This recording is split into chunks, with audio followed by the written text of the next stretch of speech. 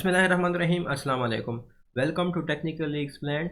In this lecture, we are going to talk about the duty cycle of 555 timer.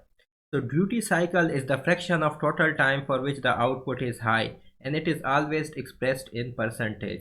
Now in case of duty cycle, we have two terms. One is the on time. On time is the time for which the output is high. In case of the 555 timer astable operation, it is the time for which the output of 555 timer is high, or it is the time for which the external capacitor charges from 1 by 3 VCC to 2 by 3 VCC. Next is the off time. Off time is the time for which the output of 555 timer is low. That is the time taken by the external capacitor to discharge from 2 by 3 VCC to 1 by 3 VCC. So duty cycle is equal to the on time divided by the total time multiplied by 100%, because this duty cycle is expressed in terms of percentage, so we are going to multiply 100. Now this total time is equal to the on time plus off time. Now if you want to have the 50% duty cycle, in that case for 50% duty cycle, this t on should be equal to t off. That is, the on time should be equal to off time. Then in that case we are going to have the 50% duty cycle. And this t on is also called as t high. So t high and t on are the same. T high or t on. Similarly, t low or t off the same. Now in case of the 555 timer, we know that the T on or the T high is equal to 0.7 R1 plus R2 into the external capacitor C. Let me name it as equation 1. And we also know that T off or T low is equal to 0.7 into R2C. So the total time period, let me name it as equation 2. So the total time period or the total period T is going to be equal to T on plus T off, and that is going to be equal to 0.7 R1 plus R2 into C plus 0.7 R2 into C, which means that the total period is going to be equal to 0.7 C R1 plus 2 R2.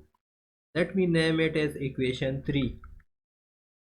Now the frequency is going to be equal to 1 by t. The frequency of the 555 timer is going to be equal to 1 by t, and we are going to take 1 by t of this, so then the frequency is going to be equal to 1.44 divided by R1 plus 2R2 into C.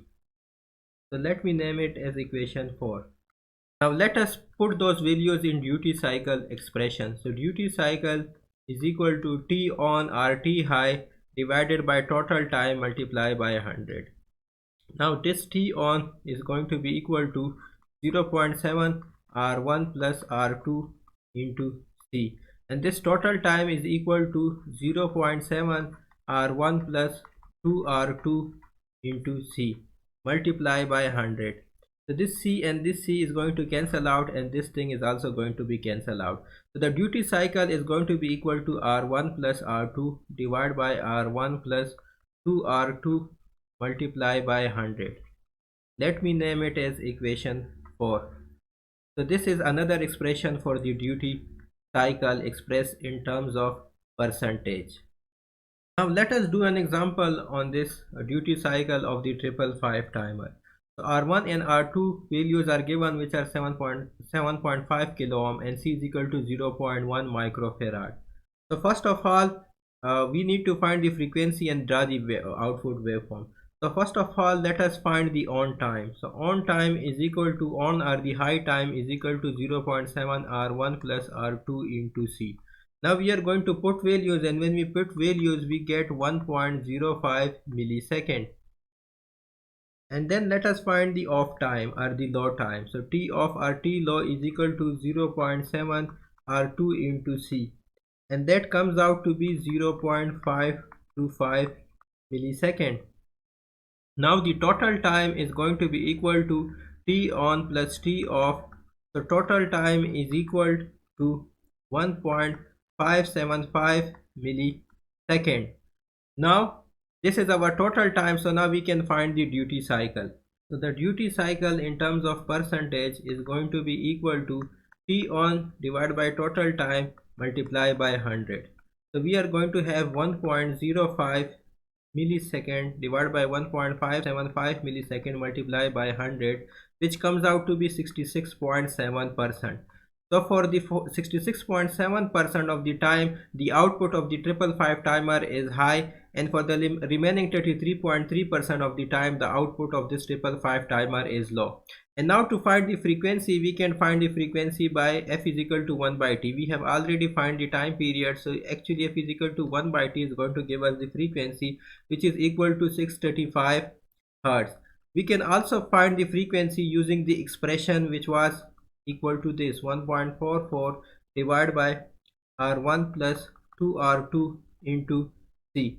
So this is also going to give you around 635 hertz. So you can find the frequency by in both ways, by finding one of the by finding the inverse of the time period or using the equation for this frequency. Also this duty cycle that we have found over here can be found by using the equation which is equal to duty cycle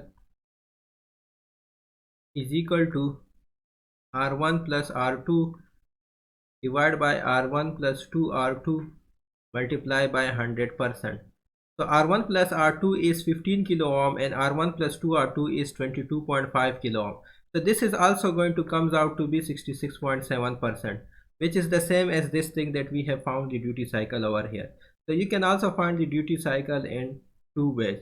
So the output waveform is going to be like this.